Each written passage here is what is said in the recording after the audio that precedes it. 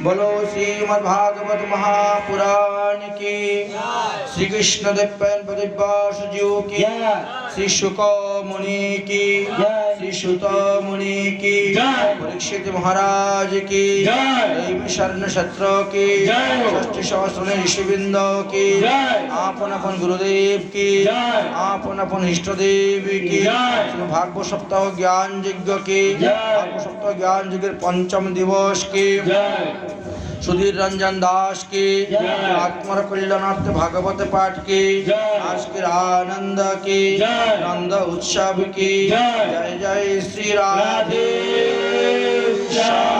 निताय गौर श्री भक्तबिंदगण, गतकालके आमरा भगवान श्रीकृष्णेर जन्मलीला पर्यन्त आस्वादन करेছিলাম। आज तार परवर्ती विषयगुली आस्वादन करब। परमहंस शिरोमणि सुखदेव जी आसन्न मृत्युग्रस्त महाराज परीक्षितेर सभाते गिये जेभाবে তিনি भागवत सप्ताह ज्ञानयज्ञ করেছিলেন সেই क्रम अनुसारे आज हलो पंचम दिवस। नंद महाराज যে उत्सव করেছিলেন नंद उत्सव। सुखदेव जी राजा परीक्षितेर काजे वसुदेव पुत्र कृष्णेर जन्मलीलार कथा स्पष्ट भावे वर्णन करेছেন। कारण वसुदेव कृष्णेर सहित परीक्षितेर एकटी सम्बन्ध छिलो, सम्पर्क छिलो।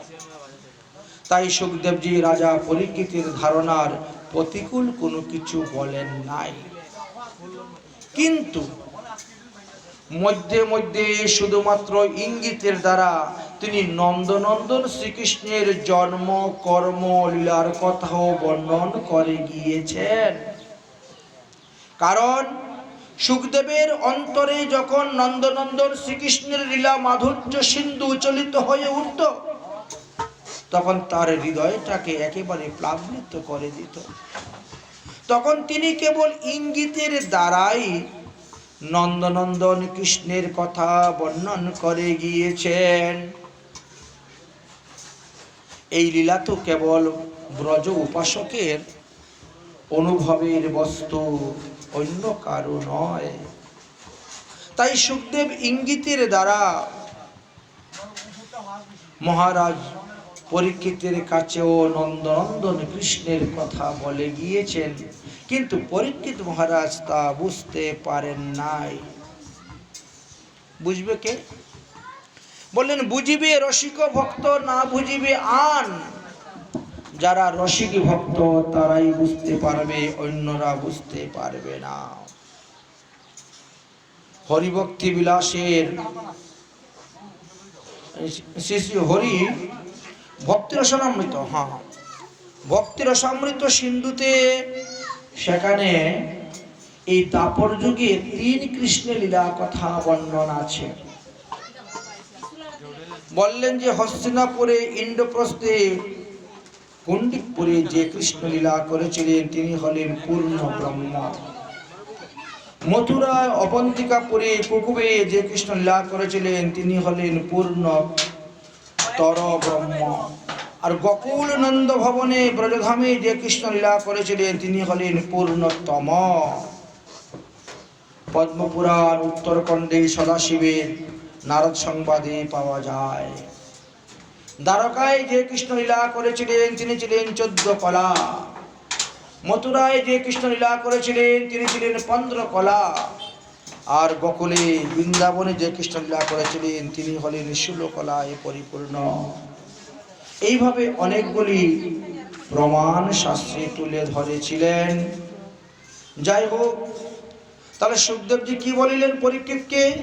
হে মহারাজ পরীক্ষিত, নন্দাত মজ উৎপন্নে জাতাল্লাদ মহামনা। নন্দ আত্মজ পুত্র 7 প্রকার হয়ে থাকে। তন্মধ্যে নিজের ঔরস দ্বারা যে পুত্র তৈরি সৃষ্টি হয় তাকে আত্মজ পুত্র বলা হয়। সুতরাং এই শ্লোকে যে নন্দ আত্মজ শব্দ দেওয়া হয়েছে তার দ্বারা প্রমাণিত হলো যে ভগবান যশোদার গর্ভেও এসে জন্মগ্রহণ করেছিলেন। মা যশোদা যমজ সন্তান প্রসব করেছিলেন, একটি পুত্র সন্তান আর একটি কন্যা সন্তান। পুত্র সন্তান হলেন ভগবান শ্রীকৃষ্ণ আর কন্যা সন্তানটি হলেন যুগমায়া। যুগমায়া আবির্ভাব হওয়ার পরে তিনি যুগ প্রভাব যুগ বিস্তার করার কারণে বসুদেব যখন তিনার নিজের পুত্রকে কোলে করে নিয়ে আসলেন, তখন তিনি মা যশোদার পাশে যে একটি পুত্র শয়ন করে আছে সেটাকে তিনি দেখতে পেলেন না। যখন বসুদেব নিজের কুলের নিজের পুত্রকে যশোদার কাছে রাখলেন, তখন দুই পুত্র দুই কৃষ্ণ এক হয়ে গেলেন, যার ফলে পরের দিন সকালবেলাও তারা একটি বালককেই দেখতে পেয়েছিল। নন্দ মহারাজ পুত্র সন্তান হয়েছে বলে 56 মণ তিল দান করেছিলেন। তিল দানের এত মহিমা। মাধব সর্বভূতানাং সর্বকর্ম ফলপ্রদম তিল দানেন মহত্তা সর্বান কামান প্রয়শ্চতু। তিল পরিমাণ পাপ দেহের মধ্যে থাকে না। সেই দিনে পুরা তেলগুলা কি করতে লাগাই দাও না। যাই হোক, মা যশোদা সূতিকা গৃহীতে আছেন। নন্দ বাবা ব্রাহ্মণ দিগকে দান করিতেছেন। 20 লক্ষ গাভী দান করেছিলেন। এর প্রত্যেকটি গাভীর মস্তকের শিংগুলোকে স্বর্ণ দ্বারা বাঁধানো, পায়ের খুরগুলাকে রূপার দ্বারা বাঁধানো, সোনার জড়ি দিয়ে সুন্দর কাপড় পরিয়ে গাভীগুলাকে দান করেছিলেন বৎসযুক্ত। কারণ নন্দ বাবার বয়স তখন 90 বৎসর আর মা যশোদার বয়স তখন 85 বৎসর। সেই বয়সে একটি পুত্র সন্তান হয়েছে। একাদশী ব্রত, পুত্রদা একাদশী ব্রত সমস্ত প্রজাগণ করেছেন আমাদের রাজার জাতি পুত্র হোক, তাই তিনি মনের আনন্দে দান করেছেন। যে যা চায় তাই দান করে গিয়েছে, কোনো কৃপণতা নেই। দেখতে দেখতে 3 দিন গত হয়ে গেল। ভগবান শ্রীকৃষ্ণ অষ্টমীতে জন্মগ্রহণ করলেন, নবমী দশমী গেল, একাদশীতে ব্রত করে দ্বাদশী দিন তিনি রওনা হয়েছেন, যাবেন মথুরায়। কারণ কংস হলো তিনার থেকেও বড় রাজা। কংসকে তিনি কর দিতে হয়, ট্যাক্স দিতে হয়, প্রতি বছর একটা খাজনা দিতে হয়। তিনি ছোট রাজা, তো নন্দ রাজা, তো তিনার অধীনে যে ভূসম্পত্তি আছে এই ভূসম্পত্তির করগুলা কংসকে দিতে হয়। তিনি ভাবলেন যে যাব আর কংসকে এই বছরে খাজনাটাও দিয়ে আসবো, আর আমার যে পুত্র সন্তান হয়েছে সেই সংবাদটাও দিয়ে আসবো। তিনি সরল মনে রওনা হয়েছেন। কংস মহারাজের কাছে গিয়ে উপস্থিত হয়েছেন। মহারাজ, এই বৎসরে বাৎসরিক করেই নেন, আর গত 4 দিন আগে আমার একটি পুত্র সন্তান হয়েছে। শুনে তো কংসের মনের মধ্যে সন্দেহ হয়ে গেল। আর ওই দিনই তো যুগমায়া আমাকে বলে গেল যে আমাকে যে বধ করবে সে কোথায় না কোথায় অবতীর্ণ হয়ে গেছে। বাইরে দিয়ে প্রেম দেখাচ্ছে, মিষ্টি বাক্য কথা বলছে। আরে নন্দ মহারাজ, আপনি তো 1 বছর পরে আমার এখানে এসেছেন, ট্যাক্স দেওয়া কর দেওয়া ছাড়া অন্য সময় আসেনই না। এইবার যখন এসেছেন, বেশ 2-4 দিন আমার এখানে থাকুন, বিশ্রাম করুন, তারপরে আপনি যাবেন। বড় আদর আপ্যায়ন ভালোবাসা দিয়ে তিনাকে অতিথি ভবনে থাকার সুবন্দোবস্ত করে দিয়েছেন। আর ওদিকে পুতনা নামক রাক্ষসকে বললেন, তুমি আগে গোকুলে যাও, নন্দের একটা ছেলে হয়েছে, 4-5 দিন আগে যাও, ওটাকে বধ করে আসো। পুতনা রাক্ষসী খুব সুন্দর অপূর্ব রূপ ধারণ করেছেন। দেখলে পরে মনে হবে যে স্বর্গ থেকে মনে হয় কোনো দেবকন্যা এসেছেন, কোনো দেবী এসেছেন। অঙ্গের থেকে যেন উজ্জ্বল ছটা ঝলক জ্বলছে, গায়ে থেকে সুগন্ধ বেরোচ্ছে। ষোলো সিঙ্গারে সিঙ্গার হয়ে তিনি যাচ্ছেন। অথচ অন্তরে বিষ, কালকূট বিষ তৃণের মধ্যে মেখে শিশু হত্যা করে করে একের পর এক তিনি চালছেন। এইভাবে নন্দ গোকুলে উপস্থিত যখন হয়েছেন তখন সেদিন 6 দিন শ্রীকৃষ্ণের বয়স। অতএব বিষ্ণু তখন কৃষ্ণের শরীরে, বিষ্ণু দ্বারা কৃষ্ণ করে অসুর সংহারে। ভগবান শ্রীকৃষ্ণের শরীরে তো তখন বিষ্ণু ছিলেন, অর্থাৎ বসুদেবের পুত্র। পতুনাকে দেখা মাত্রই ভগবান শ্রীকৃষ্ণ চক্ষু বন্ধ করে দিয়েছেন, যেন ঘুমিয়ে পড়েছেন। পতুনা বড় অভিনয় জানে, এত সুন্দর অভিনয় গিয়ে করতেছে। নন্দরানী, ও নন্দরানী, তোমার নাকি একটা ছেলে হয়েছে, তাই তোমার ছেলেকে দেখার জন্য আমি এসেছি। আপনি কে গো? আপনাকে তো চিনতে পারছি না। তোমরা চিনবে কেমন করে আমাকে?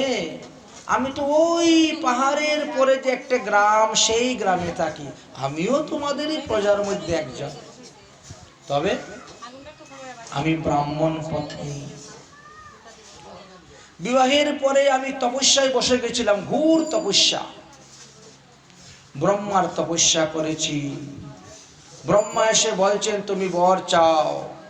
আমি বলছি যে আমার স্তন দুগ্ধ যে শিশু পান করবে সে অজর অমর হবে, বিশাল শক্তিশালী বীর হবে, কেউ তাকে পরাজিত করতে পারবে না, বধ করতে পারবে না। ব্রহ্মা বললেন তথাস্তু। তপস্যায় সিদ্ধি লাভ করে যখন গৃহে ফিরে আসলাম তখন আমি শুনতে পেলাম যে নন্দ মহারাজের একটি পুত্র হয়েছে। তাই আমার মনের মধ্যে বাসনা যে আমার তপস্যার ফলটা প্রথম নন্দ মহারাজকেই দিব, অর্থাৎ আমার কুলে দাও, আমি ওকে স্তনদুগ্ধ পান করাবো। রাক্ষসনী পতুনা এত সুন্দর মিষ্টি মিষ্টি ভাবে কথা বলতেছে, একেবারে মিথ্যে কথাই সত্য বলে বোধ হয়ে গেল, মনে হয়ে গেল। সরল মনের মানুষ মা যশোদা, রোহিণী দেবী, তারা পুতনার কথা বিশ্বাস করে নিলেন আর শ্রীকৃষ্ণের কেউ সেই পুতনার কোলে দিয়ে দিয়েছেন। ভগবান শ্রীকৃষ্ণ চোখ বন্ধ করে আছেন, পুতনার মুখের দিকে তাকাচ্ছেন না। পরীক্ষিত মহারাজ বললেন, কেন ভগবান শ্রীকৃষ্ণ তখন মুখ বন্ধ, চক্ষু বন্ধ করেছিলেন, তার দিকে তাকালেন না? সুখদেবজি বলছেন ভালো জিনিসকে দেখতে হয়, খারাপ জিনিস দেখতে নাই। শুভ জিনিস দর্শন করতে হয়, অশুভ জিনিস দর্শন করতে নাই। তাই চোখ বন্ধ করেছে। না না, এটা সুসিদ্ধান্ত নয়। এর থেকে কোনো ভালো সিদ্ধান্ত থাকলে আপনি বলুন। আরে বাবা, বালকের স্বভাবই তো এই। বালক যদি অপরিচিত লোক দেখে ভয় পায়, তাই চোখ বন্ধ করে দেয়। এটাও সুসিদ্ধান্ত নয়। এর থেকে ভালো সিদ্ধান্ত কি? ভগবান মনে মনে চিন্তা করেছেন, এত বলিরাজার কন্যা রত্নমালা। আমি যখন বামন রূপ ধারণ করে নিয়ে গিয়েছিলাম তখন আমাকে দেখে সে আমার তার স্তন দুগ্ধ পান করাবে এই বাসনা করেছিল, আমি তাকে বরদান করেছিলাম। বামন দেবের যখন আমি বামন থেকে ত্রিবিক্রম হয়ে তার পিতার সর্বস্ব হরণ করেছিলাম তখন সে মনে মনে কামনা করেছিল আমাকে বিষ পান করাইয়া মারবে। তাই তো সে কালকুট বিষ পান করার জন্য এসেছে। এই জন্য চক্ষু বন্ধ করে চিন্তা করতেছেন, আমি যদি তার মুখের দিকে তাকিয়ে তার স্তনদুগ্ধ পান করি তাহলে তার উপরে আমার একটা মাতৃভাব চলে আসবে, আর তারপরে যদি পুতনাকে আমি বধ করি তাহলে আমার মাতৃহত্যা পাপ হয়ে যাবে। এই জন্য ভগবান শ্রীকৃষ্ণ পুতনার মুখের দিকে না তাকিয়ে চোখ বন্ধ করে আছেন। আরো একটি সিদ্ধান্তের কথা লেখা আছে, শ্রীকৃষ্ণ তখন চোখ বন্ধ করে মহাদেবের ধ্যান করতেছেন। হে ভুলে বাবা, সমুদ্র মন্থনের সময় যে কালকূট বিষ উঠেছিল, তুমি সেই বিষ পান করেছো, তোমার বিষ পান করার অভ্যাস আছে, তুমি আমার শরীরের মধ্যে এসে প্রবেশ করো, আর পুতনার এই কালকূট বিষ তুমি পান করে নাও। আমি তো পৃথিবীতে যতবার এসেছি, মানুষ আমার মুখে মাখন মিষ্টি খেতে দেয়, নবনীত খেতে দেয়, কখনো তো বিষ দেয় নাই কেউ, আর বিষ পান করেও আমার অভ্যাস নেই। তাই তিনি ধ্যানস্থ হয়েছিলেন। এইভাবে অপূর্ব লীলার কথা ব্যাখ্যা করে গেছেন মহাজনগণ। এদিকে কি হলো, নন্দ বাবা তো মথুরায় বসে আছেন। বসুদেব গুপ্তচরের দ্বারা জানতে পারলেন যে নন্দ বাবা তিনি এসে বসে আছেন মথুরায় কংসের অতিথি ভবনে। তিনি এক গুপ্তচরকে পাঠালেন, যাও তাড়াতাড়ি গিয়ে সংবাদ দিয়ে আসো, আমার সঙ্গে দেখা করার জন্য উপবনে। সংবাদ পেয়ে নন্দ বাবা গোপনে উপবনে গিয়ে বসুদেবের সঙ্গে দেখা করলেন। বসুদেব বললেন, বন্ধু তুমি এক মুহূর্ত এখানে থাকবে না, তুমি চলে যাও, কংসের চালাকি তুমি বুঝতে পারছো না। তোমাকে মিষ্টি মিষ্টি কথা বলে অতিথি সৎকার করতেছে, আর ওদিকে পুতনা রাক্ষসনী আদি বিভিন্ন অসুরগণকে পাঠিয়ে 10 দিনের থেকে যত ছোট বড় বাচ্চা আছে সবাইকে বধ করছে, চতুর্দিকে সন্তান হত্যা করে ঘুরে বেড়াচ্ছে। তুমি আর এক মুহূর্ত থেকো না, তুমি তাড়াতাড়ি চলে যাও গোকুলে। তিনি বললেন, বলিষ্ঠ বলিষ্ঠ সৈন্য আমি পাহারাদার রেখে গোকুল থেকে এসেছি, গোকুলের কেউ কোনো ক্ষতি করতে পারবে না। আরে রাক্ষসের মায়ার কাছে বলিষ্ঠ সৈন্যরা কি করতে পারবে? তারা যে কত রকম মায়া জানে, ছলনা জানে, তাদের ছলনাতে সাধারণ মানুষ কি বুঝতে পারে? বসুদেব বললেন, আমার পুত্র কেমন আছে, তোমার পুত্র কেমন আছে? উভয়ের পুত্রের সংবাদ নিয়ে তিনি চলে গেলেন। এদিকে ভগবান শ্রীকৃষ্ণ কে মা যশোদা পুতনার কোলে দিয়ে দিয়েছেন। পুতনা সঙ্গে সঙ্গে সেই কালকূট বিষ যুক্ত স্তন শ্রীকৃষ্ণের মুখেতে দিয়ে দিল।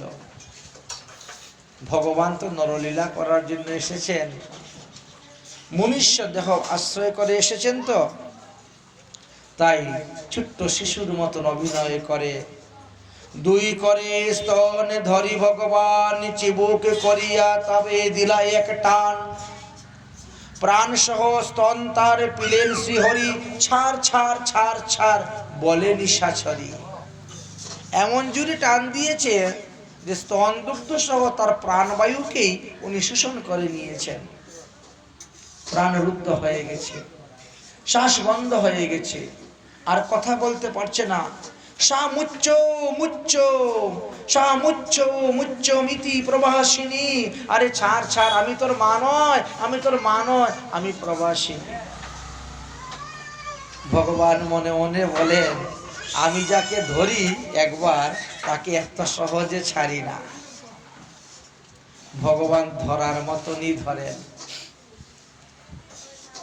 তার প্রাণবায়ু যখন বেরিয়ে গেল, সে পাগলের মতন ছুটে দৌড়ে গিয়ে জঙ্গলের মধ্যে পড়ে গেল। জঙ্গলে ঘোরাঘুরি করতে করতে 6 ক্রোশের মধ্যে যত গাছপালা ছিল সব ভেঙে চুরমার করে দিয়ে সে মারা গেল। বিশাল শরীর, আর তার বক্ষের উপরে বসে ভগবান খেলা করছেন। ব্রজবাসীগণ মই দিয়ে ওই পুতনার শরীরের উপরে উঠেছিলেন, উঠে শ্রীকৃষ্ণকে সেখান থেকে নিয়ে আসলেন। বাৎসল্য প্রেমের পরাকাষ্ঠা ব্রজগোপীগণ গুমূত্র গুময় পঞ্চগব্য পঞ্চামৃত দিয়ে ভগবানকে স্নান করালেন। দাদু সঙ্গে তিলক রচনা করে দিয়ে রক্ষাবন্ধন করে দিলেন। আর ভগবান তখন খিলখিল করে হাসছেন। কেন ভগবান হাসছেন? বলে আমারই মন্ত্র পরে আমাকে রক্ষাবন্ধন বেঁধে দিচ্ছে। যাতে ভূত প্রেরতের নজর না লাগে। এই যে দাদুর সঙ্গে তিলক করা হয়, ঊর্ধ্বপুণ্ড তিলক রক্ষা কবচ, রক্ষা কবচ স্বরূপ। যাই হোক, পুতনার মৃতদেহ পড়ে আছে। এদিকে নন্দ মহারাজ অনেক কষ্টে কংসের নিকট থেকে বিদায় নিলেন, আর বিদায় নিয়ে তিনি গোকুলের দিকে রওনা হয়েছে। গোকুলে প্রবেশ করার আগেই দেখতে পাচ্ছেন বিরাট বড় মৃতদেহ পড়ে আছে পুতনার, চতুর্দিকে হাজার লোকের ভিড়। নন্দ মহারাজ বলেন, এত বড় শরীরটাকে তো চিতা তৈরি করে জ্বালানো সম্ভব নয়, একে কেটে টুকরো টুকরো করো। 100টা খণ্ড করা হয়েছিল, আর চিতার মধ্যে 100টি খণ্ড 100 জায়গায় দিয়ে তাকে পুরানো হয়েছিল। কিন্তু যখন সে রাক্ষসনীকে পুরানো হলো, তখন তার শরীর থেকে কোনো দুর্গন্ধ না বেরিয়ে সুগন্ধ বেরোতে শুরু হলো সেই ধুমা থেকে। বৈকুণ্ঠ থেকে পুষ্প বিমান আসলো, আর বিমানে বসে তিনি রওনা হয়ে গেলেন বৈকুণ্ঠ। বড় আশ্চর্য কথা, ভগবান শ্রীকৃষ্ণকে স্তনদান দেওয়ার ফলে তার এমনই হলো। তাই বিষ্ণু বিভিন্ন নামের এত মহিমা। যাই হোক, দেখতে দেখতে ভগবান শ্রীকৃষ্ণের বয়স 1 মাস হয়ে গেছে।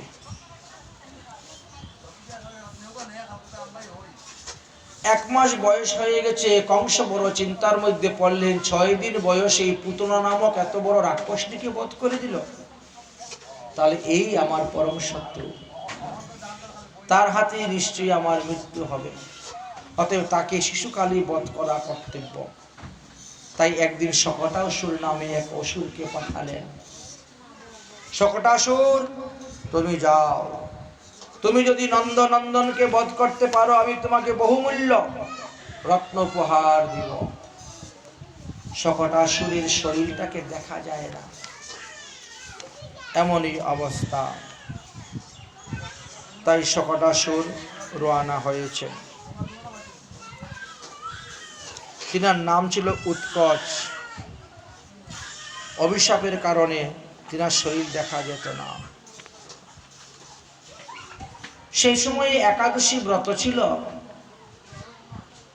নন্দরানী একাদশী ব্রত উদযাপন উপলক্ষে পুণ্যঘট স্থাপন করবেন, তাই ঘর দরজা পরিষ্কার করতেছেন। কৃষ্ণ আর বলরামকে একটা শকটের নিচে রেখে দিয়েছেন। শকট শব্দের অর্থ হলো গরুর গাড়ি। গরুর গাড়ির নিচে রেখে দিয়ে কাজ করতেছেন, আর সেই অসুর এসে গরুর গাড়ির উপরে বসে গেছে। ওই গাড়িতে দধি দুগ্ধ ছিল, আর একাদশীর ফলমূল ছিল। এমন ভাবে সে বিশ্বাম্বর মূর্তি ধারণ করে বসলো, ধীরে ধীরে শকট গাড়ির চাকাগুলো মাটির নিচে দেবে যেতে শুরু হয়েছে। ভগবান শ্রীকৃষ্ণ দেখলেন, আরেকটু হলে আমার বুকের মধ্যে গাড়ির চাপা পড়ে যাবে। তো বাচ্চারা কি করে? বাচ্চারা যখন ক্ষুধা লাগে তখন তারা কান্না করে, আর কান্না করার সময় কি করে? 2টা পাকে এরকম সঞ্চালন করে, পা 2টা। অন্যান্য আরো ছোট ছোট বালকরা আছে পাশে খেলা করতেছে। তো কান্না করতে করতে হঠাৎ করে এমন জোরে এক লাথি মেরেছেন, শকট সহ শকটাসুর আকাশের দিকে উড়ে চলে গেল। দধি দুগ্ধ যা ছিল, ফলমূল সব তো আঙ্গিনায় পরে সব একাকার হয়ে গেল। আর অসুরটা ঘুরতে ঘুরতে গুষ্টের উপরে একটা পাথরের উপরে পড়ে গেল, মাথাটা চূর্ণ বিচ্ছিন্ন হয়ে গেল, সে মারা গেল। 1 মাস বয়সে ভগবান শকটাসুরকে বধ করলেন। ভগবানের বয়স এবার 3 মাস হয়ে গেছে। কংস আরো একটি অসুরকে পাঠালেন কৃষ্ণকে বধ করার জন্য। সেই অসুরের নাম হলো তৃণাব্রতাসুর। তৃণাব্রতাসুর এমন এক অসুর ছিল, সে মুখ থেকে ফু দিয়ে বাতাস সৃষ্টি করে দিত। আগুন সৃষ্টি করে, মানুষের বাড়ি ঘর পুড়িয়ে দিত, এমন ঘূর্ণবায়ু সৃষ্টি করত যে মানুষ চোখ খুলে তাকাতে পারত না ধুলায়। সেই দিন কি হয়েছিল, মা যশোদা গোপালকে কুলে করে নিয়ে বারিন্দাতে বসেছেন। গোপাল ধীরে ধীরে ভারী হচ্ছে। হঠাৎ দেখেন ঘূর্ণি বায়ু এসে উপস্থিত হয়েছে, দরজা জানালাগুলা খোলা, ধুলা ময়লা ঢুকে যাচ্ছে ঘরের ভিতরে। তাই গোপালকে কুল থেকে নামিয়ে রেখে মা যশোদা গিয়েছেন দরজা জানালা বন্ধ করতে, আর এই সুযোগে তৃণাবর্ত অসুর গোপালকে কাঁধে করে নিয়ে আকাশে উড়ে গেছে। দরজা জানালা বন্ধ করে যখন এসে দেখেন গোপাল নেই, তাকিয়ে দেখেন অসুর কাঁধে করে নিয়ে চলে যাচ্ছে। চিৎকার করতে শুরু করলেন, ব্রজগোপ গোপীগণ সবাই বেরোলেন, কিন্তু অসুর কি আর কে ধরতে পারবে, সে তো আকাশ মার্গে উঠে গেছে। অসুর যখন আকাশ মার্গে চলে যাচ্ছে, ভগবান শ্রীকৃষ্ণ তার কাঁধের মধ্যে বসে এমন ভাবে গলাটাকে টিপে ধরেছেন যে তার শ্বাসরুদ্ধ হয়ে গেছে, সে আর চলতে পারছে না। ভগবান তখন বিশ্বম্বর রূপ ধারণ করে গেছেন, আর ভার বহন করে নিয়ে যেতে পারছে না। ছাড় ছাড় ছাড় ছাড় বলতে শুরু করেছে, কিন্তু ভগবান তাকে ছাড়লেন না। সে মারা গেল। তৃণাবতাসুর এক গোষ্ঠীতে পড়ল, পরে সে মারা গেল। এই তৃণাবতাসুর কে ছিল বলেন? পাণ্ডু দেশে সহস্রাক্ষ নামে এক রাজা ছিলেন। তিনি একদিন মহিষীগণ সহ নর্মদা নদীর তটে বিহার করছিলেন, আর সেই সময়ে দুর্বাসা ঋষি সেদিকে রওনা হয়ে যাচ্ছেন। রাজা তাকে প্রণামাদি উপযুক্ত সম্মান করে নাই, তাই ক্রোধে ঋষি অভিসম্পাদ দিয়েছিলেন, তুমি রাক্ষসে পরিণত হও। পরে রাজা চরণে পরে ক্ষমা ভিক্ষা চাইলেন। তখন বলছেন, ভগবান শ্রীকৃষ্ণের অঙ্গস্পর্শেতে তোমার মুক্তি হবে। সুতরাং আদরের বস্তুকে কখনো অনাদর করতে যাবেন না। যারা আদরের বস্তুকে অনাদর করেছে তারাই এইভাবে দুঃখ পেয়েছেন। অতঃপর ভগবান ধীরে ধীরে ধীরে ধীরে বড় হতে শুরু হয়েছেন। একদিন কি হলো, বসুদেব গর্গাচার্যকে পাঠিয়েছেন, গর্গাচার্য তুমি নন্দালয়ে গিয়ে আমার পুত্রের নামকরণ করে আসো। গর্গাচার্য ধীরে ধীরে রওনা হয়েছেন, এসে উপস্থিত হয়েছে নন্দালয়ে। নন্দ যশোদা গর্গাচার্যকে দণ্ডবত প্রণাম করে কুশল বার্তা জিজ্ঞাসা করলেন, ব্রাহ্মণের পূজা করলেন। ব্রাহ্মণাং নিত্যতাং গুরু। তিনি বললেন যে দেখো, বসুদেব আমাকে পাঠিয়েছে তার পুত্রের নামকরণ করার জন্য আমি এসেছি। নন্দ মহারাজ বললেন, তাহলে এই সুযোগে আমার পুত্রের নামকরণটাও করে দিন।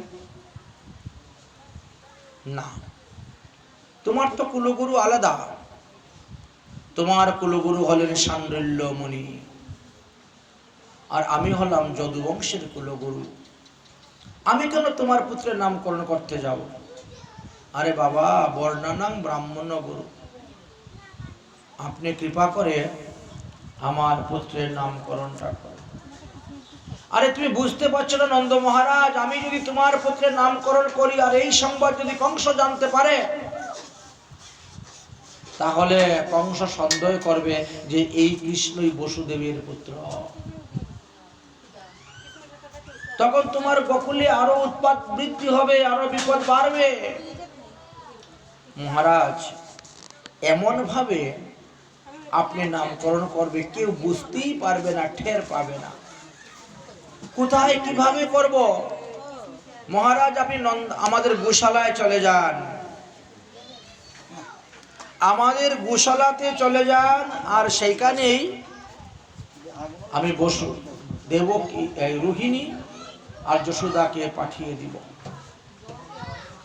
তারা আপন আপন বালক কুলে করে কাপড় ঢেকে নিয়ে চলে যাবে, ওখানে নামকরণ হয়ে যাবে, কেউ জানতেও পারবে না, বুঝতেও পারবে না। নন্দ মহারাজের কথায় গর্গাচার্য রাজি হলেন। তিনি গোশালায় গিয়ে উপস্থিত হয়েছেন।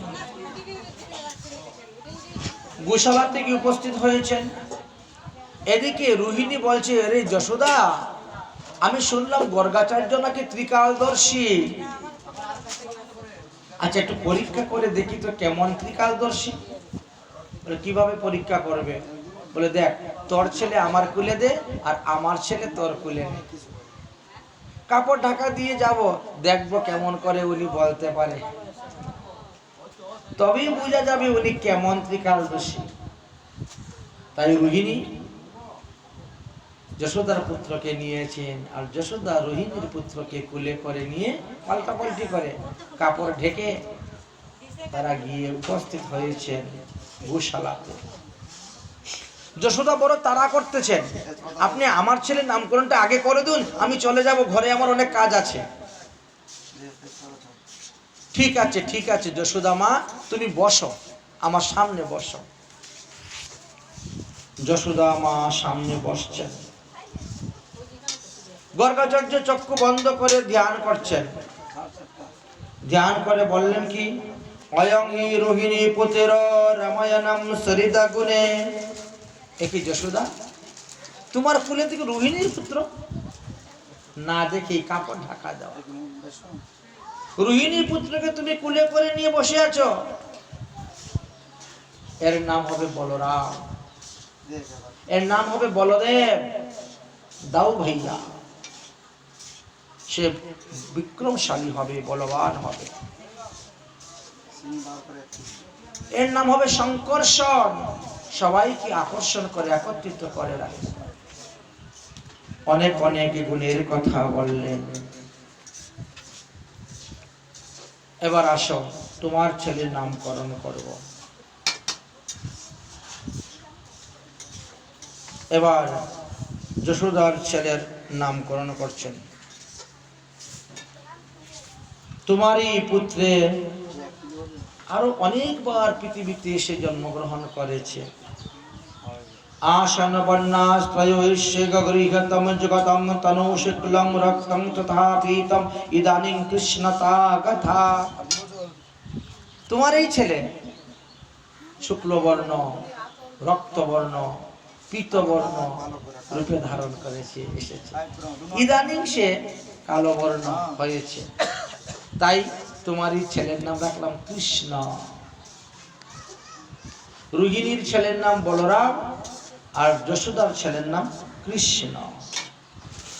সেই ব্রজেন্দ্র নন্দন যেই সতীসূত হলো, সেই বলরাম হইল নিতাই। দিনহীন যত ছিল হরি নামে উদ্ধারিল, তার সাক্ষী জগাইয়ার মানাই। কলিযুগ পাবন অবতার গৌরাঙ্গ মহাপ্রভু যে স্বয়ং ভগবান, এটা লোকে বুঝতে পারছে না, প্রমাণ দেখাচ্ছে। তাহলে ভগবানের নাম কৃষ্ণ রাখা হয় না, যশোদা নন্দনের নাম কৃষ্ণ। ককার উচ্চারণ করলে মৃত্যুর হাত থেকে মুক্তি পাবেন, মৃত্যুদূত আপনাকে কিছু করতে পারবে না। রিকার উচ্চারণে অতুল্য দাস্য লাভ হবে। মদিনার সকার উচ্চার গোবিন্দের চরণে অচলা ভক্তি লাভ হবে। নকারে গোবিন্দের সহিত মধুর মিলন হয়, আর বিসর্গ উচ্চারণের দ্বারা সারূপ্য মুক্তি হয়। যারা সর্বদা কৃষ্ণ কৃষ্ণ কৃষ্ণ কৃষ্ণ জপ করতে থাকেন, তারা ভগবান কৃষ্ণের মতনই সারূপ্য মুক্তি লাভ করতে পারবেন। ককার উচ্চারণে যমদূতগণ ভয়ে কম্পিত হয়ে যায়, রিকার উচ্চারণে অনিষ্ট সমস্ত ধ্বংস হয়ে যায়, মদিনার সকার উচ্চারণে পাতক রাশি নাশ হয়, নকার উচ্চারণে সমস্ত ভবরূপ নাশ হয়, আর অকার উচ্চারণে অকাল মৃত্যু দূর হয়। কৃষ ধাতুর অর্থ হলো নির্বাণ, নকারে মোক্ষবাচক, অকারে ধাত্রীবাচক হয়ে থাকে। অর্থাৎ কৃষ ধাতু কর্মকে নির্মূল করে দেয়, তাই কর্ম নির্মূল বাচক, নকার দাস্যবাচক, আর অকার প্রাপ্তিবাচক। অর্থাৎ ইনি নিষ্কাম দাস্য প্রদান করেন বলে তিনাকে কৃষ্ণ নামে অভিহিত করা হয়েছে। কৃষ্ণ শব্দের বহু অর্থ তাহা নাহি মানি, ব্রজেন্দ্র নন্দন রাধা রমন এই মাত্র জানি। তাই যারা কৃষ্ণ ভজন করে তাদের জীবন সফল। এই কৃষ্ণকে ব্রজেন্দ্র নন্দন বলা হয়েছে, যশোদা নন্দন বলা হয়েছে, নন্দ নন্দন বলা হয়েছে। আমার ব্রজেন্দ্র নন্দন ভজে যে জন, জীবন সফলতা, জীবন সফলতা। তাহার উপমা বেদে নাহি সীমা, ত্রিভুবনে নাহি আর, ত্রিভুবনে নাহি আর। এমন মাধব নাব যে মানব, কখনো মরিয়া যাবে। এমন মাধব নাব যে মানব, কখনো মরিয়া যাবে। সেই সে অধমে প্রহারিবে জমে, রৌরব কৃমিতে খাবে, রৌরব কৃমিতে খাবে। তার মত আর পাপি নাহি ছাড়, জগত সংসার মাঝে। কোন কালে তার গতি নাহি আর, ভ্রমিবে জগত মাঝে, ভ্রমিবে জগত মাঝে। এলো জন দাস ভকতির আস, হরিগুণ কহে লিখি। হেন রস সার মতি নাহি যার, তাহার মুখ নাহি দেখি, তাহার মুখ নাহি দেখি। তাই তো শ্রীমদ্ ভাগবত মহাপুরাণে সুখদেবজি বললেন, নহি অন্য শিব পন্থা বিশেষ সংস্মৃত মহি, বাসুদেবে ভগবতী ভক্তি যুগম যদুদ্ভবে। ভগবান শ্রীকৃষ্ণের নামকরণ হয়ে গেল। তাই কৃষ্ণ ভজন ছাড়া জীবের আর কোনো গতি নেই উদ্ধারের। যারা প্রতিদিন শ্রদ্ধা সহিত, প্রেমের সহিত, নিষ্ঠা সহিত ভগবানকে প্রণাম করে যাচ্ছেন, বলছেন তাকে আর মাতৃগর্ভে এসে জন্মগ্রহণ করতে হবে না। শ্রীকৃষ্ণস্য প্রণামামি পুনর্ন ভবায়। ভগবান শ্রীকৃষ্ণ ধীরে ধীরে বড় হতে শুরু হয়েছে, বড় চঞ্চল। এই জন্য মা যশোদা সর্বদা গোপালকে চুকে চুকে রাখে। একদিন তিনি রওনা হয়েছেন, যমুনায় স্নান করতে যাবেন। গোপাল তিনার পিছু ধরেছে, কান্না করতে শুরু করেছে। গোপালকে নিয়ে তিনি রওনা হয়েছেন যমুনায়। গোপালকে যমুনার তীরে বসিয়ে রেখে মা যশোদা যমুনায় স্নান করতে নেমেছেন। এমন সময় পৃথিবী দেবী স্বয়ং প্রকট হয়ে গেলেন। হে প্রভু, আপনি আসলেন, আবির্ভাব হলেন, কিন্তু আমি আপনার কৃপা লাভ করতে পারলাম না, আপনাকে আমি কিছু উপহার দিতে পারলাম না। সবাই সবকিছু আপনাকে দিল, দর্শন করলো, তারা কৃতার্থ হলো। ভগবান তখন এক মুষ্টি মাটি তুলে নিয়ে খাচ্ছেন। আরে তুমি ধরত্রী, তুমি ধরণী, তুমি বসুন্ধরা, তোমার উপর আমি বিচরণ করতেছি, তুমি তো এতই ধন্য, তুমি আর কি দিও। তাই মাটি খেতে শুরু করেছেন। এক গোপী দেখে ফেলেছে, যশোদা ও যশোদা, আরে দেখো দেখো দেখো, তোমার গোপাল মাটি খাচ্ছে, মাটি খাচ্ছে। মা যশোদা দৌড়ে এসেছেন। আরে গোপাল, আমি তোকে অত ক্ষীর সর নবনী খেতে দেই, এতে কি তোর পেট ভরে না? তুই মাটি খাচ্ছিস কেন? ভয়ে ভীত হইয়া প্রভু মায়েরে কহে বাণী, মাটি নাহি খাই আমি শুনো গো জননী। আমি মাটি খাচ্ছি না। মুখটাকে ফিরিয়ে অন্যদিকে করে মায়ের সঙ্গে কথা বলছেন, আমি মাটি খাচ্ছি না। মা যশোদা বলছেন, তা তুই আমার দিকে তাকিয়ে বল, তুই মুখ ফিরিয়ে কথা বলছিস কেন, মাটি খাচ্ছিস না? ও মা, এইসব গোপীরা মিথ্যা কথা বলছে। আচ্ছা, কে মিথ্যাবাদী আর কে সত্যবাদী পরীক্ষাটা তো হয়ে যাবে, দেখি আমার সামনে মুখটা খুলতো, হাঁ করতো। মা, তুমি এদের বাক্য বিশ্বাস করো না, এরা সব মিথ্যা কথা বলছে। ঠিক আছে ঠিক আছে, এরা যদি মিথ্যা কথা বলে, তুমি যদি সত্যি কথাই বলো, তাহলে আমার মুখের দিকে তাকিয়ে কথা বলো, দেখি তুমি হাঁ করো তো দেখি। ভগবান শ্রীকৃষ্ণ বলছে, না হমে ভক্ষিবানম সর্বে মিথ্যাভি সংস্থেন। ওমা, বললাম তো আমি মাটি খাইনি, এরা মিথ্যা কথা বলছে। মা যশোদা নাচর বান্দা, হাঁ কর, মুখ খুল, আমি দেখে নেই। যদি তৈশ্য গৃহস্থে সক্ষম পশ্যন্তে সে মুখম। ঠিক আছে, তুমি আমার মুখ দেখতে চাও, দেখো। হা, এমন জুড়ে হা করেছেন যে সমস্ত ব্রহ্মাণ্ড গোপালের মুখের মধ্যে দেখতে পাচ্ছেন। সমস্ত শহর নগর মথুরা মণ্ডল ব্রজমণ্ডল, এমনকি নন্দগ্রাম নন্দ বাবা মা যশোদাও গোপালের মুখের ভিতরে। বিশ্ব ব্রহ্মাণ্ড গোপালের মুখের মধ্যে দেখে তিনি মাথা ঘুরিয়ে অজ্ঞান হয়ে পড়ে গিয়েছেন।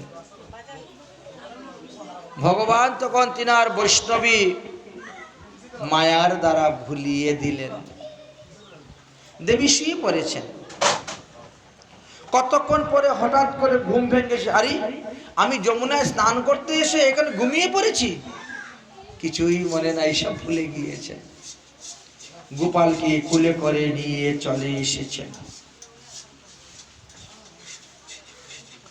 বাড়িতে এসে উপস্থিত হয়েছেন।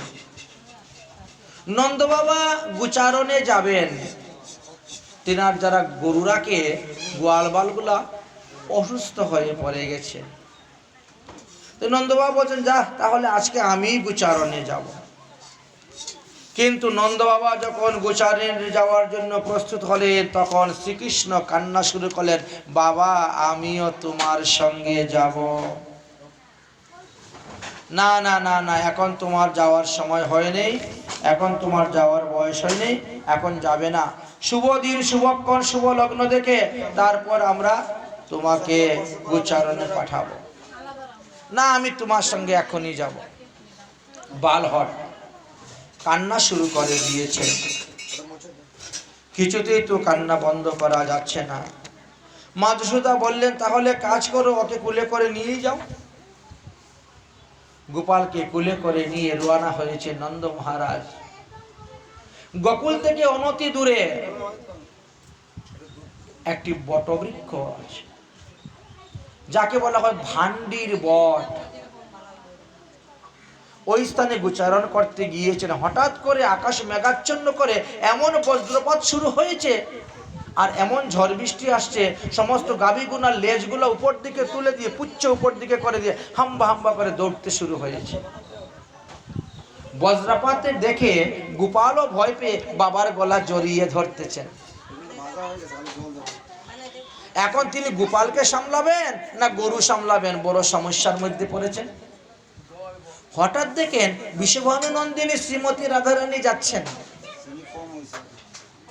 আরে ও বিষভানু নন্দিনী, রাধে, আরে তুমি এদিকে আসো মা, আসো, আমার গোপালটাকে একটু তোমার কাছে রাখো, আমি এক্ষুনি যাচ্ছি গাভীগুলাকে নিয়ে আসি। রাধারানীর কাছে গোপালকে রেখে দিয়ে তিনি চলে গেছেন গাভী গুলাকে একত্র করার জন্য। এমন সময় ব্রহ্মা এসে উপস্থিত হয়ে গেছেন। প্রভু, এই তো সুযোগ, আমি আপনারা দুজনের মধ্যে বিবাহ সম্পূর্ণ করিয়ে দেই, বিবাহ কার্য সম্পূর্ণ করিয়ে দিব। কারণ আর কিছুদিন পরে আয়ান ঘোষের সঙ্গে রাধারানীর বিয়ে হয়ে যাবে। তার আগেই আমি তোমাদের দুজনের বিবাহ কার্য সম্পূর্ণ করে দিব।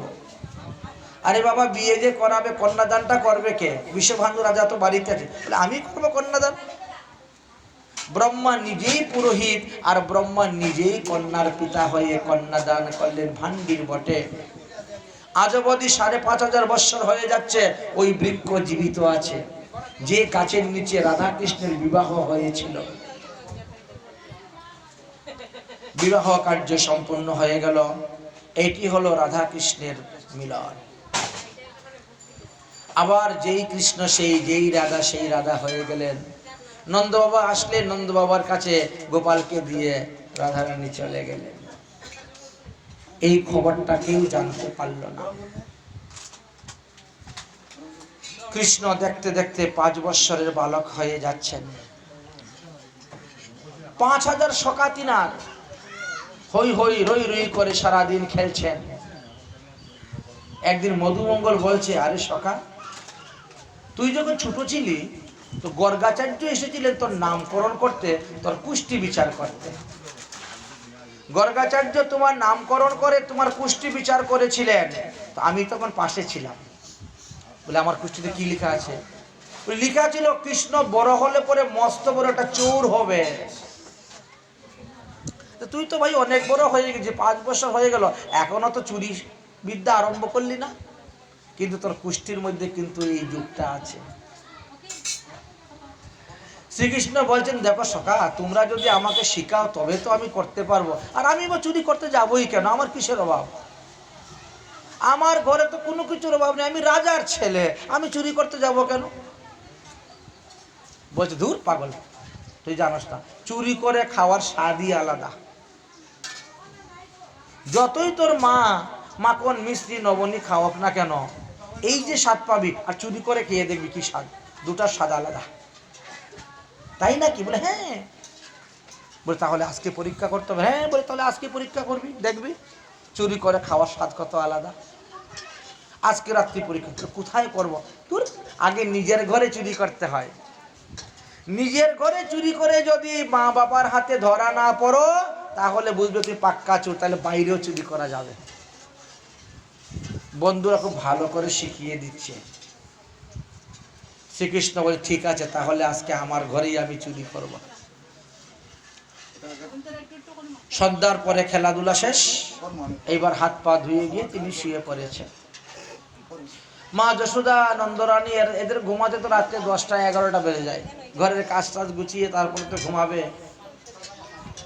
সারাদিন কাজ করে যেই বিছনায় পড়লো, এমনি এদের ঘুম এসে যায়, নাক ডাকতে শুরু হয়ে যায়। কৃষ্ণ হঠাৎ করে ঘুম থেকে উঠেছে, তখন 2টা 2:30 বাজে রাত্রি। এই আমার সখা মধুমঙ্গল যে বলছিল আজকে চুরি করার কথা, দেখে মা যশোদাকে ধাক্কা মারে, দেখে খুব ঘুমাচ্ছে। রোহিণী মা খুব ঘুমাচ্ছে। এইবার চুরি করব। কি চুরি করব? দেখে ঘরের কোণার মধ্যে মাখন রাখা আছে 1 পাতিল, এইবার মাখন চুরি করে খাবো। কিন্তু ঘরের কোণার মধ্যে একটা প্রদীপের, একটা ঘিয়ের প্রদীপ ছিল, ওটা টিপ টিপ করে জ্বলছে। যদি হঠাৎ করে চোখ খুলে একদম মা দেখে ফেলবে আমাকে, কি করব? আগেই গিয়ে ফু দিয়ে বন্ধ করে দিয়েছে, প্রদীপটা নিভিয়ে দিয়েছে। প্রথমেই প্রদীপটাকে নিভিয়ে দিয়েছে ফু দিয়ে। তারপরে কি করলো? তারপরে আস্তে আস্তে হাঁড়িটার থেকে মাখন নিয়ে চপচপ করে খেতে শুরু করেছে। মাখন খাচ্ছেন তো, চপচপ চপচপ শব্দ হচ্ছে। হঠাৎ করে রোহিণীর ঘুম ভেঙে গেছে। আরে যশোদা, ও যশোদা, আরে ঘরের প্রদীপটা নিভে গেল কেমন করে রে? দেখতো ঘরে বিড়াল ঢুকলো নাকি? চপ চপ চপ চপ শব্দ শোনা যাচ্ছে, মাখন টাখন খেয়ে ফেলছে নাকি? কৃষ্ণ দৌড়ে এসে চুপচাপ আবার ঘুমিয়ে পড়েছে। মা যশোদা তো ঘুমের ঘরে উঠেছেন, উঠে প্রদীপ জ্বালিয়েছেন, ওরি মাখন তো সব এদিক ওদিক পড়ে আছে, সর্বনাশ। রাত্রিবেলা ঘুমানোর সময় মনে হয় ঢাকনাটা দিতে ভুলে গেছিলাম, ইস বিড়ালে নষ্ট করে দিল, মাখনটা ফেলে দিতে হবে। মা যশোদা ঘুমের ঘরে এসে আবার ঘুমিয়ে পড়েছেন। ভোরবেলা উঠেই তিনি কাজ করতে চলে গেছেন, কিন্তু রোহিণী মা একটু দেরিতে ঘুমের থেকে উঠে। রোহিণী মা যখন ঘুমের থেকে উঠেছেন তখন তো বেলা 7টা হয়ে গেছে, পরিষ্কার।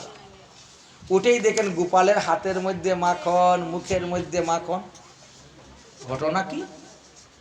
রাত্রিবেলা তোকে খাওয়াই দাওয়াই হাত মুখ ধুয়ে তাকে ঘুম পাতালাম, তাহলে কি এই নাকি রাত্রিবেলা মাখন খেল? মা রোহিণীর সন্দেহ হয়ে গেল। গোপাল, এ গোপাল, আরে ও কানা। হ্যাঁ, ঘুমের থেকে উঠছে। কি ব্যাপার, তুমি কি কালকে রাত্রে মাখন চুরি করে খেয়েছ? না, আমি কেন মাখন চুরি করে খাবো? আমার মা কত মাখন নমনীত খায়, আমি মানে চুরি করে খাবো? মাখন যদি চুরি করে না খাও তো তোমার হাতের মধ্যে মাখন কেন বাবা? কৃষ্ণ তখন কথাটাকে ঘুরিয়ে দিয়েছে। ওমা, তুমি জানো না, এই দেখো মা আমার হাতের মধ্যে না সূর্যকান্ত মণির আংটি পরিয়ে দিয়েছেন।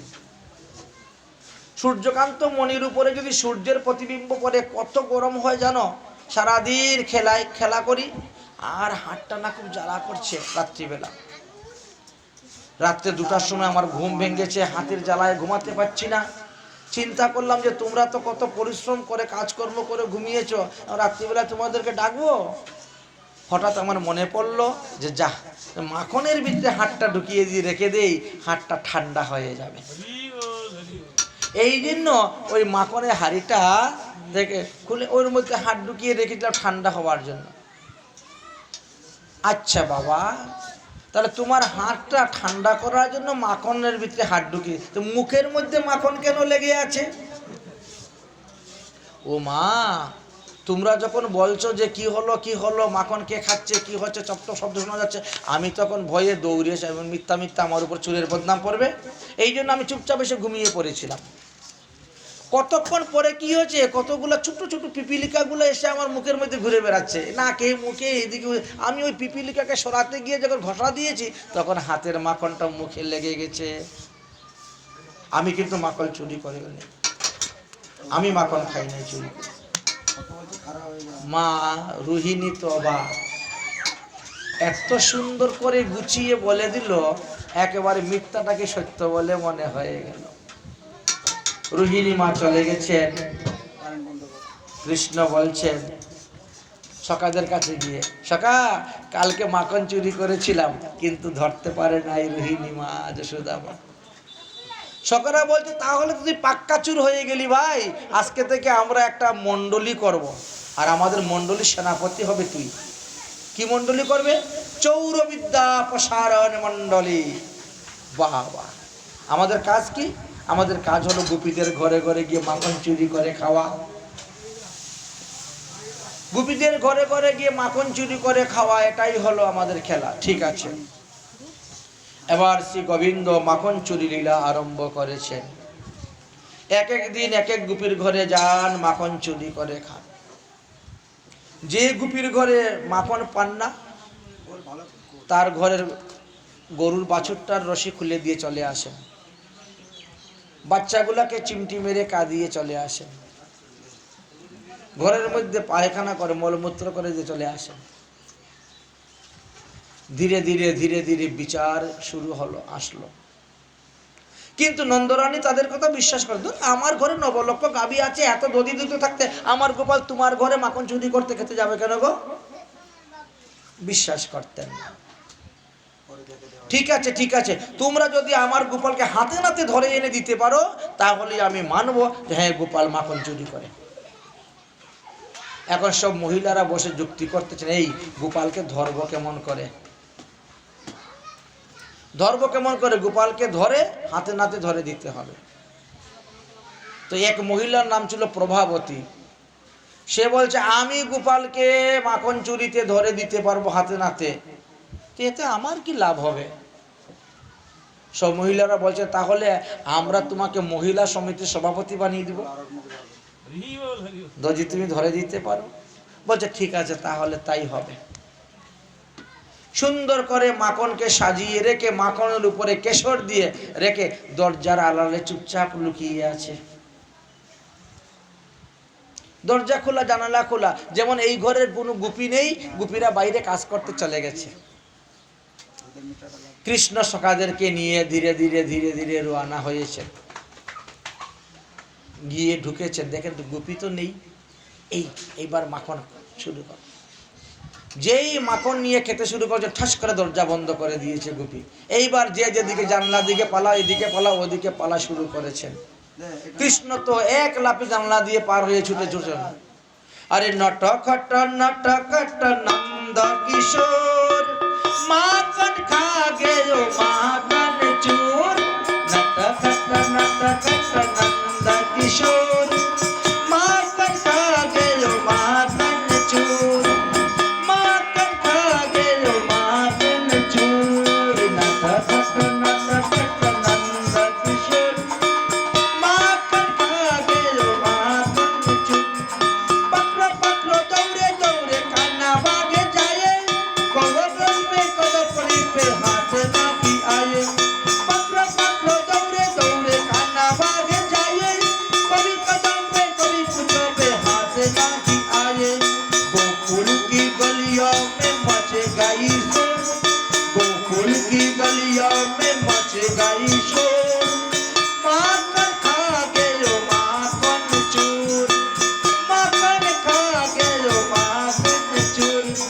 नटखट नटखट नंद किशोर, नटखट नटखट नंद किशोर, माखन खा गयो माखन चोर। माखन खा गयो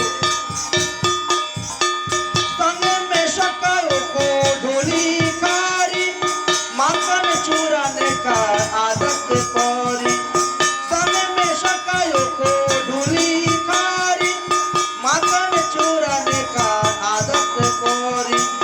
ऊंची मटकी में माखन धारी, अंग में माखन बिगड़ी पड़ी। हाथ लगी आए झपट के खाए, गट गट माखन गटाए। ओ गिरुजी का इनका दौर, माखन खा गयो माखन चोर। नटखट नटखट नंद किशोर, माखन खा गयो माखन चोर। नटखट नटखट नंद किशोर, माखन खा गयो माखन चोर। बोलो माखन चोर भगवान की। ব্রজে প্রসিদ্ধ নবনীত চৌরম, ব্রজের একেবারে পাক্কা চুর, এত সহজে তাকে ধরা যায় না। ব্রজে প্রসিদ্ধ নবনীত চৌরম, গোপাঙ্গনানাম দুর্কুল চৌরম। অনেক জন্মার্জিত পাপ চৌরম, চৌরাগ্রগণ্যম পুরুষম নমামি। ভগবান চুরির অগ্রগণ্য, কিছুতে তিনাকে ধরা যাচ্ছে না। এক গোপী তার শাশুড়িকে বলছে তুমি দরজার মধ্যে বসে থাকো লাঠি নিয়ে, আমি যাচ্ছি জল আনার জন্য কুয়াতে, খবরদার কেউ যাতে ঘরের ভিতরে ঢুকতে না পারে। যেই গোপী জল আনতে চলে গেছে, কৃষ্ণ সখাদেরকে নিয়ে টুকটুক করে এসে উপস্থিত হয়েছে। তো বুড়িটা অন্ধ বুড়ি ছিল, লাঠি হাতে নিয়ে বসে আছে। বিড়াল একটা যাচ্ছে এই কে কে কে করে লাঠি চালাচ্ছে। তো বুঝতে পারেন যে বুড়িটা অন্ধ। বুড়ি তো লাঠি হাতে নিয়ে এদিকে বসে আছে, আর পিছন দিকে আস্তে আস্তে এক এক সখা ভিতরে ঢুকে গেছে। মটকি থেকে মাখন বের করে মাখন খেয়ে যাওয়ার সময় কি করছে, বুড়ির মুখের মধ্যে মাখন লাগিয়ে চলে গেছে। এখন বৌমা তো জল নিয়ে এসে দেখে শাশুড়ির মুখের মধ্যে মাখন।